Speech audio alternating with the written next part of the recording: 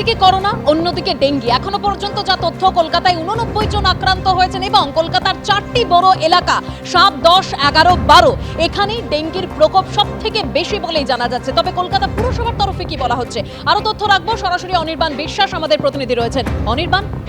দেবস্মিতা, প্রথমে জানিয়ে রাখি যে ডেঙ্গুর এখনো পর্যন্ত যে সংখ্যা 89, সেই সংখ্যা নিয়ে কিন্তু পুরসভা এখনই খুব চিন্তিত নয়। কারণ তারা যেটা বলছে, গতবারও কিন্তু জানুয়ারি থেকে মে মাস পর্যন্ত ঠিক একই সংখ্যা, তো 89টি কিন্তু আক্রান্ত হওয়ার ঘটনা ঘটেছিল ডেঙ্গুতে।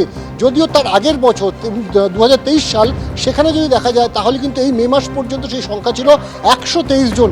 স্বাভাবিকভাবে এখনো পর্যন্ত ডেঙ্গুর যা পরিস্থিতি, তাতে কিন্তু পুরসভা খুব একটা চিন্তিত নয়। এবং একই সঙ্গে ম্যালেরিয়ার দিকটিও কিন্তু যদি দেখা যায় যে ভেক্টর বর্ন যে ডিজিজ, সেই ডিজিজ দিক থেকে ম্যালেরিয়াও কিন্তু বেশ কম সংখ্যায় হয়েছে শহরে। স্বাভাবিকভাবে পুরসভা কিন্তু যেটা বলছে যে তারা কিন্তু সতর্ক রয়েছে, কারণ এবছর যে আবহাওয়ার ইঙ্গিত রয়েছে যে বর্ষা অনেক লম্বা হতে পারে। স্বাভাবিকভাবে সেই বর্ষা যদি লম্বা হয়, এখন সবেমাত্র বর্ষা শুরু হয়েছে, এটা পিক সিজন উঠবে আস্তে আস্তে।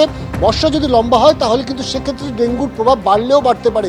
যদিও পুরসভার তরফে যেটা বলা হচ্ছে, আতঙ্কিত হওয়ার প্রয়োজন নেই, ডেঙ্গু নিয়ন্ত্রণের মধ্যেই রয়েছে। এবং শুধু তাই নয়, পুরসভার তরফ থেকে যাবতীয় ব্যবস্থা করা হয়েছে।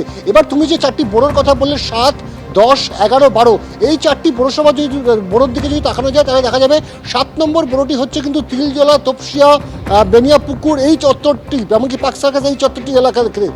7 নম্বর, যদি 10 নম্বর বোরো দেখা যায় তাহলে কিন্তু নিউ আলিপুর চত্বরকে কেন্দ্র করে কিন্তু হচ্ছে 10 নম্বর বোরো। এবং 11 এবং 12 নম্বর বোরো, এই দুটো বোরো পড়ছে কিন্তু একেবারে বর্ধিত কলকাতার দিকে, অর্থাৎ বেহালার একদম আউটস্কার্টের দিকে, ঠাকুরপুকুর, জোকা এই চত্বরটাতে। স্বাভাবিকভাবে এই চত্বরে কিন্তু অন্য জেলা থেকেও প্রচুর মানুষ আসা যাওয়া করে। স্বাভাবিকভাবে সেই জায়গাতেগুলো কিন্তু অন্যান্য বছরও আমরা দেখা গেছে পরিসংখ্যানে যে এই এলাকাগুলোতে ডেঙ্গু বা ম্যালেরিয়ার প্রভাব একটু বেশি থাকে। এমনকি এখনো পর্যন্ত যে রিপোর্ট এসছে, তাতে কিন্তু 7 নম্বর বড় এলাকাতে 7টি সর্বাধিক কিন্তু ডেঙ্গুর ঘটনা পাওয়া গিয়েছে। যদিও সেই সংখ্যা 2023 সালের তুলনায় অনেকটাই কম।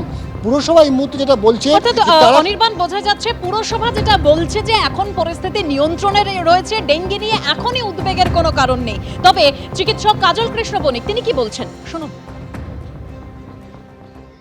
সবাই আমরা জানি যে ডেঙ্গু কেন হয়, কিন্তু যে জায়গাগুলোতে ডেঙ্গু যে মশা বহন করে, সেই মশার জন্ম হয়, সেই জায়গাগুলোকে পরিষ্কার পরিচ্ছন্ন রাখার দায়িত্ব তো প্রশাসনের।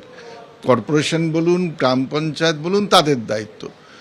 আসলে ডেঙ্গু জাতীয় অসুখকে রোধ করবার জন্য সর্বস্তরের মানুষকে অর্থবহভাবে যুক্ত করার যে উদ্যোগ নেওয়া উচিত, সেই উদ্যোগ নেওয়ার ক্ষেত্রে প্রশাসনগুলির খামখেয়ালিপনা এবং ঘাটতি, অনীহা, সেটাই কিন্তু বড় কারণ। আমরাও চাই প্রশাসন এই ব্যবস্থাগুলো নিক, যেখানে ভালো কথায় কাজ না হবে সেখানে আইনগত ব্যবস্থা নিক, কঠোরতম ব্যবস্থা গ্রহণ করুক। সাধারণ মানুষের স্বাস্থ্য সুরক্ষিত রাখার দায় দায়িত্ব এই প্রশাসনের।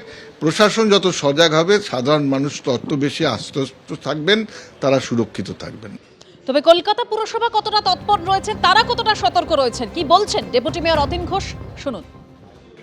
সদা সর্বদা আমাদের স্বাস্থ্য দপ্তরের সমস্ত কর্মীকে সতর্ক রাখছি। প্রত্যেকটা ওয়ার্ড ভিত্তিক প্রতিদিন যে রিপোর্ট আসছে সেটা আমাদের নজরদারি আছে। এবং ইন্টারসেক্টরাল কোঅর্ডিনেশন, অর্থাৎ প্রত্যেকটি ডিপার্টমেন্টের সাথে সমন্বয় রেখে তাদেরকে কাজে লাগিয়ে ডেঙ্গুর পরিস্থিতি যেখানে তৈরি হয়েছে সেটাকে দ্রুত পরিষ্কার পরিচ্ছন্ন করা, সেই কাজটা করার জন্য হেলথ অ্যাডমিনিস্ট্রেটিভ মিটিং চলছে। আমার এই 4 তারিখ আর 11 তারিখ আমার দুটো মিটিং আছে, একটা বড় 11, বড় 12। কমপ্লাই করছেন না পুরসভার নোটিশকে, পুরসভার দৃষ্টি আকর্ষণকে, সেক্ষেত্রে আমরা 496 এই ধারায় তাদের বিরুদ্ধে মামলা করছি।